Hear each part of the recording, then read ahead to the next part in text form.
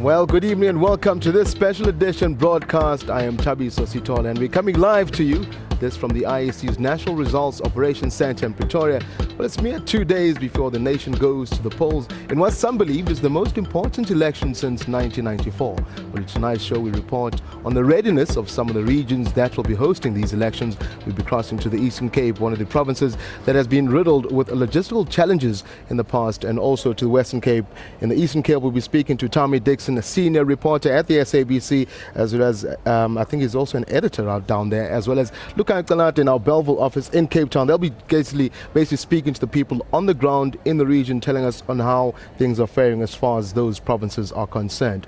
Well, as usual, we welcome your participation in the programs. You can do so by sending us your emails firstly, this to elections@sabc.co.za, or if you can prefer, you can send us an SMS to 33726. Remember to begin your message with the word vote, and each SMS will cost you around 150. For tweets, use the hashtag SABC elections. And for those who prefer Facebook, you can find us on our SABC News online webpage. That's just on Facebook. Send us your comments and reviews. We'd like to use them on the show as much as possible. Now we're going to our very first province of the evening, live to the IEC headquarters in the Eastern Cape, where Tommy Dixon joins us and he's standing by. Good evening, Tommy. How are preparations down in the Eastern Cape?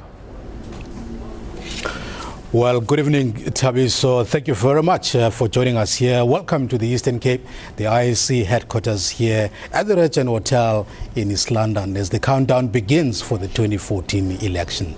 It's been a busy day here in the province, Tabi, so with special votes, and there's been some incidents of intimidation that have been reported. In one instance, a school apparently was attempted to be burnt down by people who have problems in the Stack Spread area. There have been a couple of other incidents that have been reported, but we will bring. We seem to have lost our line there to Tommy Dixon. We'll hopefully try and get it back up and running.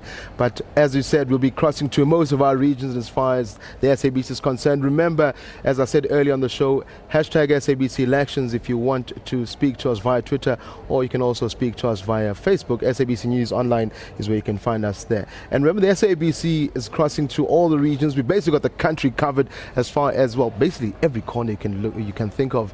We've got our main centers in Gauteng, where we're currently coming from Pretoria, as well as the other IEC centre, the SABC in Gauteng. We've got Bloemfontein, we've got Cape Town, we've got everything covered. I think we'll now try our guy down in Cape Town, Lukanya Talata rather. Lukanya, can you hear me?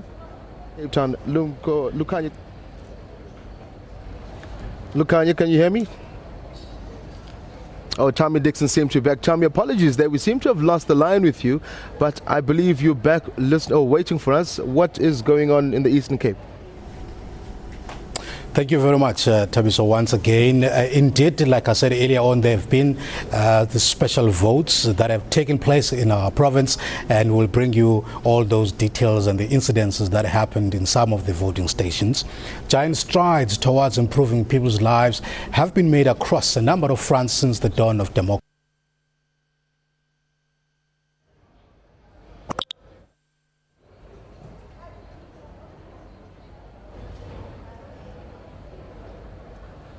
Apologies once again. It seems like our problems with the line down to the Eastern Cape has got a bit of a problem, but we'll always try and come back to Tommy. In fact, we'll test with Cape Town as well a bit later on in the show. But you do have an insert that we're standing by to play for you. It is about the IEC and the readiness of this very centre that we'll be broadcasting from for the next 5 days. Basically, the home of the SABC News' election basically coverage. As you can see behind me, all those boards. In the next couple of days or so, we'll be streaming with numbers of the votes which will be coming in, as Leanne and myself were reporting this morning from the very same desk. It's going to be a hive of activity. In fact, political parties have already started to arrive down here. I think I saw COPE a bit earlier, as well as the Economic Freedom Fighters and some ANC party members as well. But let's link to our insert on the IEC rather, and see what that is all about.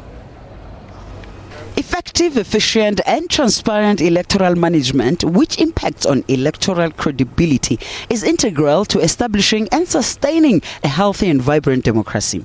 For the majority of citizens, it is the only means of participating in the governance of their country. This responsibility is usually entrusted to an electoral management body. In South Africa, the Electoral Commission, known as the IEC, carries the task of administering and ensuring credible, free and fair elections. In 1994, the management of elections proceeded largely by way of ad hoc decision-making and trial and error on the part of the IEC. This was in part due to the lack of a comprehensive national voters' roll and other logistical problems.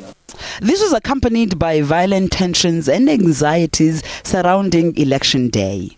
Over the past 2 decades, the IEC has had to deal with varying challenges. The concerning part on our side in that is the stability, is the freeness and fairness of our exercise and the safety of the staff that we're going to deploy in that area. The IEC can only say that it will do as much as possible that the country has the climate all over, including areas where there are disputed boundaries rather. And there's nothing more we can say about this matter. Provisionally formed in 1994 and permanently established in 1998, the IEC has played a critical role in securing democracy in post-apartheid South Africa. Although an independent body, it is accountable to the National Assembly. While the 1994 election was widely praised as being a success, it also served to illuminate the electoral management challenges that needed to be addressed. The formula for the allocation of funds is due to be produced by a parliamentary committee shortly, and we will be administering it. Preparations for the 1999 elections thus included, among others, the establishment of a common voters' roll and the introduction of an electoral code of conduct. The code of conduct regulates party behavior during the election period with the aim of reducing violence and intimidation and to ensure free and fair elections. Compared to the 1994 poll, the incidence of violence was considerably reduced in the 1999 elections. The number of election-related complaints submitted to the IEC also substantially fell from over 3,000 in 1994 to just over 1,000. The guard had also changed. I will shortly be relinquishing the office of Commissioner and Chairperson of the Commission. President Mandela has accepted my resignation with effect from 1 February 1999. The process for the appointment of a replacement has already started. In the interim, the IEC will continue to function normally. I am confident that the IEC has the requisite skills and know-how to deliver elections that are not only free and fair, but are voter-friendly and cost-effective.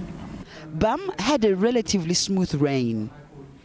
As an organization, we will continue to render the best services within our ability to the public and to work towards the fulfillment of our constitutional mandate to deliver free and fair elections whenever they should take place.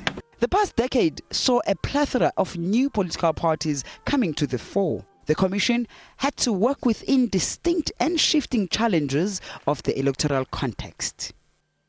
This indicated a vibrant democracy and the maturity of the country beyond a new dispensation. A new guard had taken charge. Pensi Tlakula had been a member of the Commission for years. The set of challenges that she had to face had fundamentally changed. On the eve of the 20th anniversary celebrations, Tlakula became embroiled in a personal scandal. She was accused of being complicit in an alleged corrupt deal about the headquarters of the Commission. The report indicated that procurement process was not fair, transparent, and cost-effective. Tlakula defended herself. Political parties soon entered the fray. The ruling party differed, citing the report only identified errors, not necessarily corruption. To me, the timing is terrible because we need to run the election machinery very effectively and not cast aspersions on the IEC at this point in time. Political observers also had their say. In spite of all the difficulties surrounding a particular individual or personality, justifiably so, and now found by Treasury with some degree of credibility, the institutional mechanisms are still sufficiently robust to ensure that we can have a relatively credible election.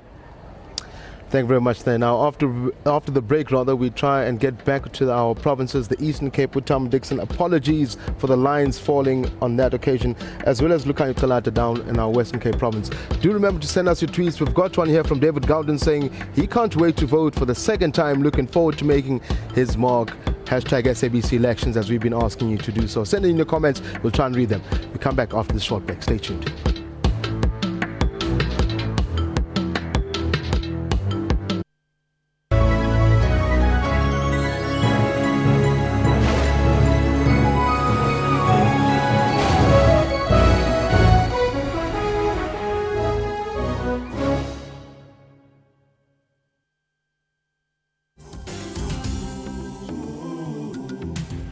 I am Uhuru Muilwa, Deputy Speaker of the Gauteng Provincial Legislature, also the champion of the Citizen Responsibility Campaign on behalf of the Gauteng Speakers Forum. Let us celebrate our 20 years of democracy and vote on May 7, 2014.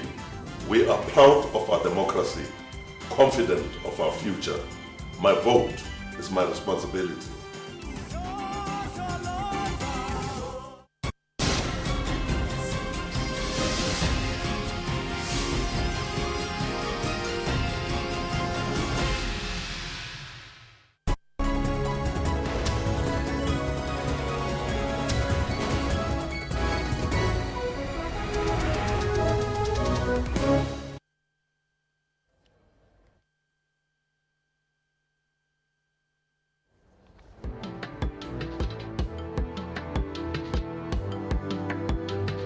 Welcome back. You're still watching our live, elections coverage right here on SABC News Channel 404, as well as SABC3. Third time lucky is what they say. We're going to try and go back to Tommy Dixon down in the Eastern Cape. TD, can you hear me? I can hear you, Jobe. Thank you very much. Well, it's been a busy day here in the Eastern Cape today with all the special votes. I'm going to bring you all those details later on in this broadcast, but I want to bring you an update right now about the Frontier Hospital at the rural Chris Hani district town of Queenstown, which is among those who have benefited currently undergoing a multi-million rand upgrade. Let's get more on this by joining our reporter there, Unati Pingose, who's in Queenstown. Good afternoon, Unati. Tell us, what do you have for us from that side?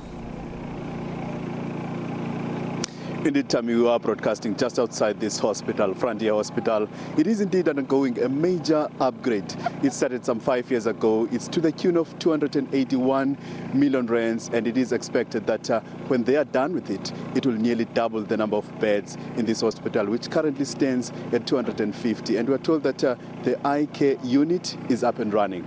And apart from that, there are quite a number of clinics that have been built in rural areas across this Chris Hani district. However, to put all that into context, we're now joined by the mayor of Chris Hani district. Sir, good evening and welcome to this SABC broadcast. Tell me, what does this improvement mean to the people of this district? To more than 700 and 900,000 community members of Chris Hani is better life for these communities.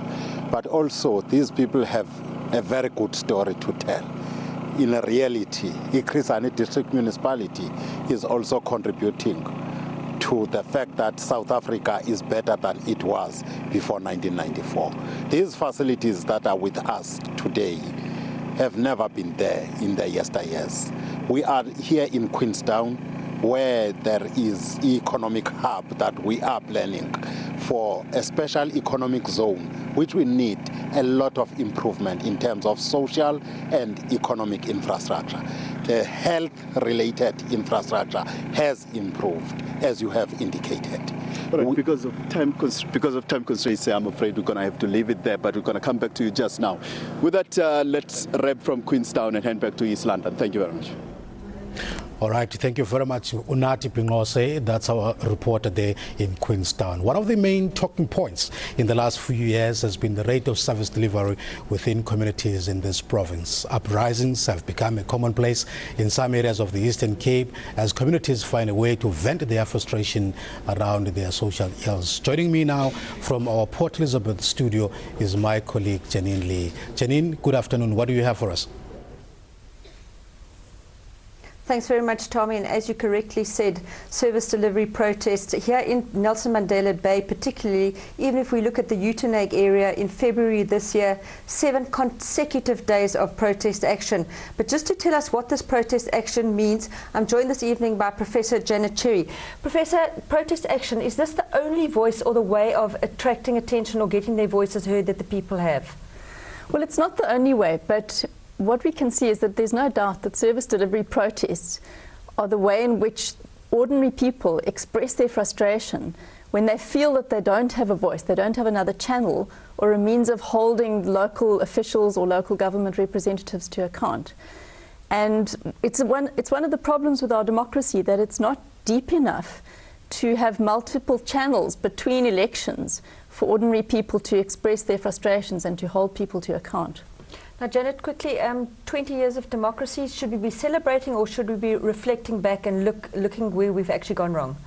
Well, we should be celebrating. There's no doubt that we have consolidated and established liberal representative democracy, which is no mean achievement. And I think you only have to look at what's going on in South Sudan or the Ukraine at the moment to really appreciate and value the democracy that we do have.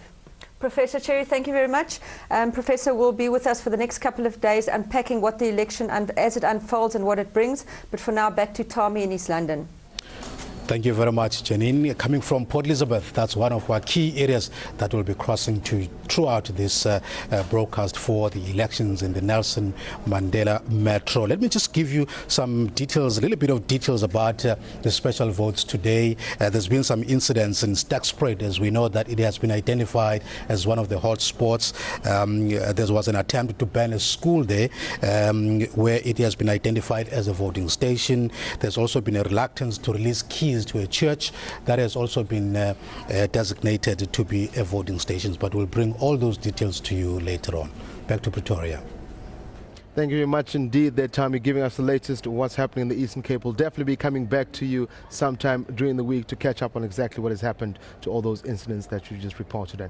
We'll take a quick break. When we return, we'll try and go down to the Western Cape. Bellville is where our officers are. Speak to Lokanyo Kalata and his team. Stay tuned.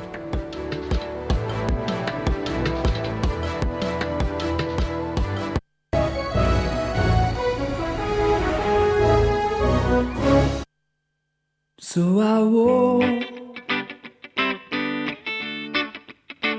and I look through 1,000 eyes, and as I grow, yes, I will live 1,000 lives.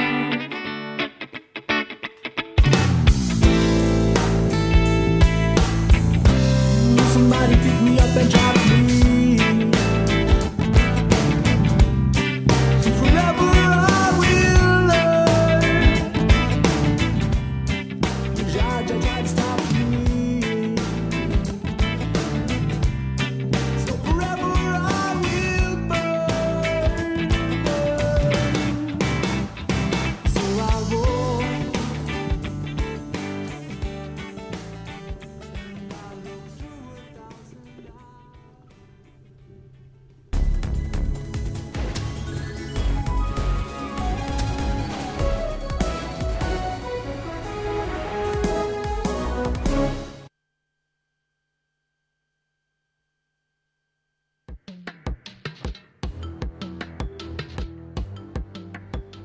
Welcome back. Another very interesting province to keep our eye on this Wednesday's election is the Western Cape. Our reporter Lucanyo Kalata is at the IEC Centre in Bellville. Good evening, Lucanyo. What is happening down in the Western Cape? Tabi, so good evening and welcome to the IEC Centre here in Bellville in the Western Cape. Like in the rest of the country, special votes for the elderly and the disabled were cast today and will continue tomorrow. We will talk to the Western Cape Provincial Electoral Officer in a moment about some isolated incidents which took place over the weekend. We'll also get an update on the situation in the Durance in the Hex River Valley. Now, if you can remember, the area was the epicenter of violent farm worker strikes just over a year ago. But first, 10 ballot paper books apparently fell off the back of a bakkie on the N2 whilst transporting the voting material to a warehouse in the Western Cape over the past weekend.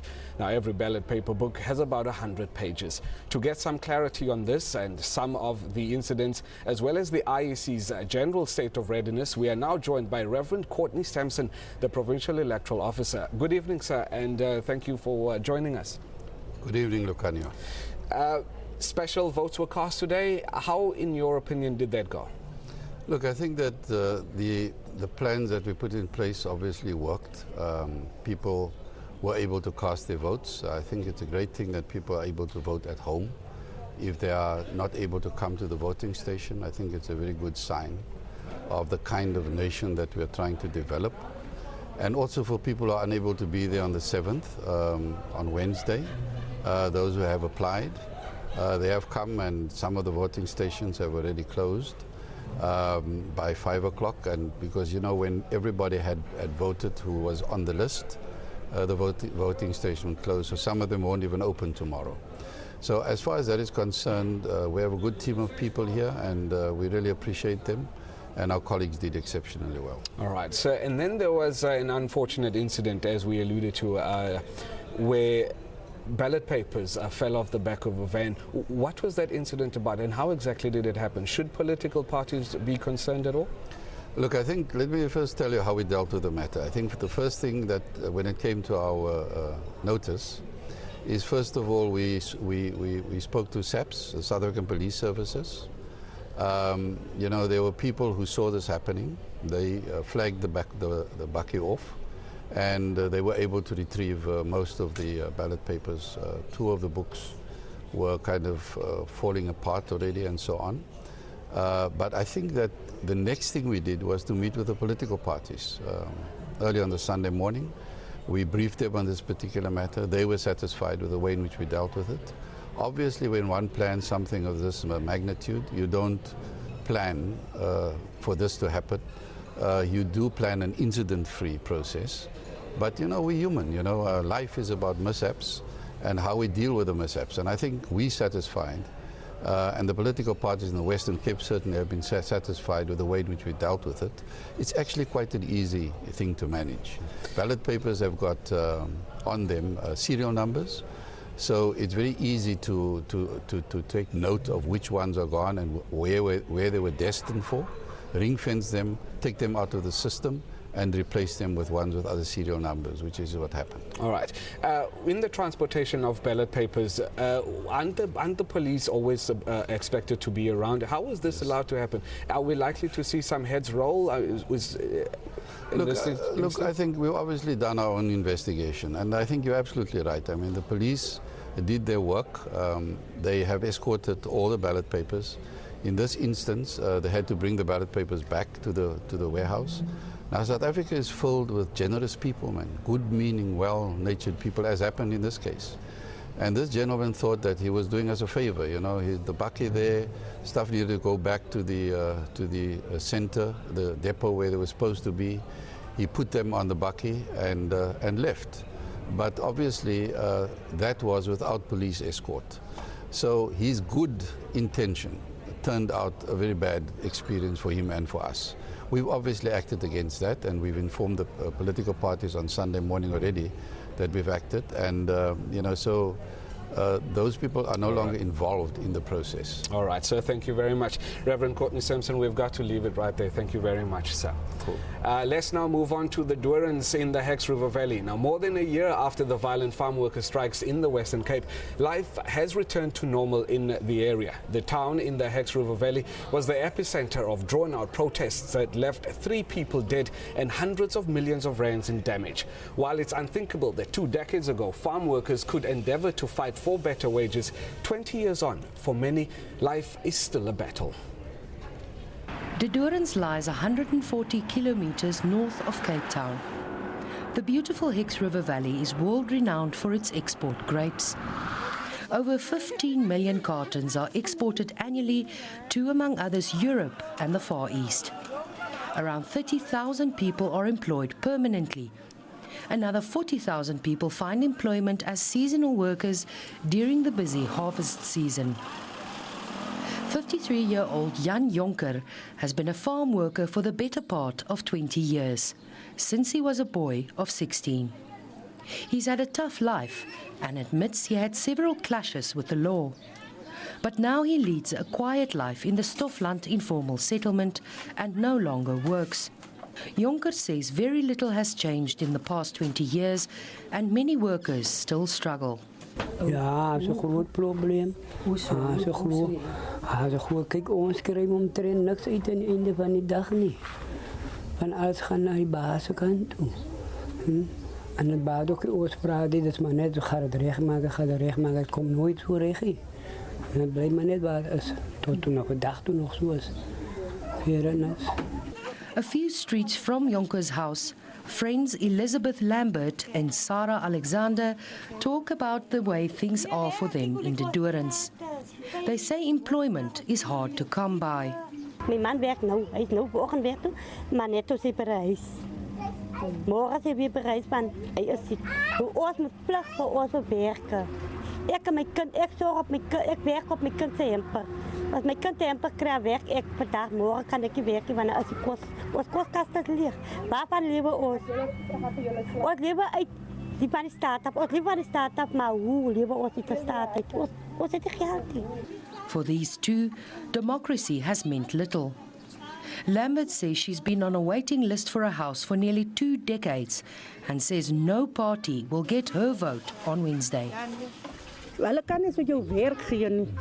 Hulle kom met klomp belofte na jou toe, maar na die stem, dan sien jy niemand nie. As ook niks aan die belofte wat hulle doen nie. Many share the two women's sentiment. Zoals baat ik stemmen. Maar een man wil bij je graag stemmen. Ja. Maar ze weten wel wie moet ze stemmen, wie kan ze vertrouwen niet. Die staan samen met jou niet zien, mevrouw. Dat is waar. Dat is eigenlijk iets dat de mensen zo hartzeer maken ook in. Die hele regering goed als ze is. While others say things have definitely changed for the better. Nee, ik ga stemmen. En dan, dat is baie wat ik al gezien heb dat gebeurt van die tijd af tot nu toe. Dus hoe kom ik weer gaan stemmen voor die ANC? No matter what. Mariska Botha, SABC News, de Dorens. Unfortunately, that's all the time we have for you. We now hand you back to our colleagues at the IEC Nerve Center in Pretoria. Thank you very much there to Lukanya, as well as our guys, Tommy Dixon, the Eastern Cape, as well as the Western Cape. Again, stay tuned to the SABC's election broadcast, where we'll be giving you everything you need to know as far as your provinces are concerned. We'll be crossing to basically all of them. They'll keep us updated, and you at home as well updated, and as far as what is going on in their province. Let's take a quick look at some of the tweets and some of the social media that has come through. One says, this one from Reginald, he says, some special voters in Springbok applauded the IEC for a friendly and easy voting process. I assume that Reginald is speaking about the special votes which were done this morning around 9 o'clock. Remember, the special votes had to do with the elderly and some members of the force who will be working on election day. Another one coming in from Tanya. Tanya says, well, 20 years is a long time to grow into a young adult. Essay is now, what will the young adult do with this future? Indeed, what a question. And that's why we're encouraging everyone at home to go out and do the right thing on the 7th of May. Go out and vote. And that's a wrap for tonight. We'll be back again for more election news tomorrow evening, 6:30, right here on SABC3 and SABC News Channel 404. The English news in our Gauteng or Johannesburg office continue after this. Stay tuned.